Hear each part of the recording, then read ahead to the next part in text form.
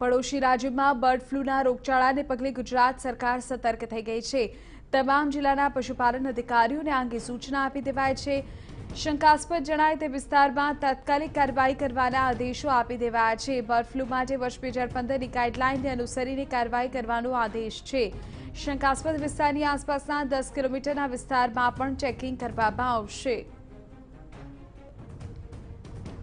आज मुद्दे વધુ જાણકારી અમારા સંવાદદાતા નિર્મલ દવે આપી રહ્યા છે। નિર્મલ, વિગતો મળી રહી છે કે બર્ડ ફ્લૂના ફફડાટને લઈને હવે રાજ્ય સરકાર સતર્ક થઈ ગઈ છે કે આ પ્રકારે હવે આવનારા દિવસોમાં રાજ્યભરમાં કાર્યવાહી કરવામાં આવશે।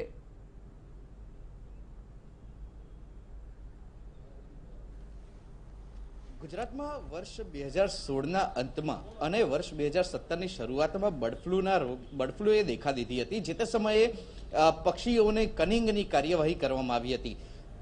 વર્ષ 2015ની ગાઈડલાઈન બર્ડ ફ્લૂ માટેની હતી અને તે ગાઈડલાઈનને અનુસરી અને જે તે સમયે એટલે કે વર્ષ 2016 અને વર્ષ 2017માં આ પ્રકારની કાર્યવાહી કરવામાં આવી હતી। અમદાવાદનો કિસ્સો હતો જે તે સમયે, પરંતુ હાલ હવે કેન્દ્ર સરકારે 3 રાજ્યોને એટલે કે રાજસ્થાન, મહારાષ્ટ્ર અને ગુજરાત માટે એલર્ટ આપ્યું છે બર્ડ ફ્લૂને લઈને। ત્યારે પશુપાલન વિભાગ સક્રિય થઈ ગયું છે। ગતરોજ વેટરનરી સેલની બેઠક યોજાઈ હતી અને બેઠકમાં તમામ જે શંકાસ્પદ વિસ્તારો છે તે તમામ શંકાસ્પદ વિસ્તારમાં ચેકિંગ કરવા માટે તમામ પશુપાલન વિભાગના જે અધિકારીઓ છે, જિલ્લા સ્તરના જે અધિકારીઓ છે, તેને સૂચના આપવામાં આવી છે।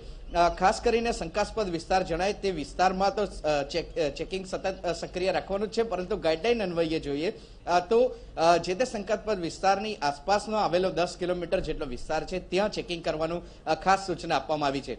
આસપાસના જે પોલ્ટ્રી ફાર્મ છે ત્યાં ચેકિંગ કરવામાં આવશે। સાથે જ જો વધારે શંકા જણાય તો નજીકના જે 1 કિલોમીટરનો વિસ્તાર છે તેમાં વધુ પ્રમાણમાં એટલે કે વધુ સખ્તાઈથી કાર્યવાહી કરવી તે પ્રકારની વર્ષ 2015ની ગાઈડલાઈન છે અને તે જ ગાઈડલાઈનને અનુસરી અને પશુપાલન વિભાગે તમામ જિલ્લાના પશુપાલન વિભાગના અધિકારીઓ છે તેને સૂચના આપી છે અને તાત્કાલિક ધોરણે ચેકિંગ કરવાની શરૂઆત કરવા માટે સૂચના આપી દીધી છે।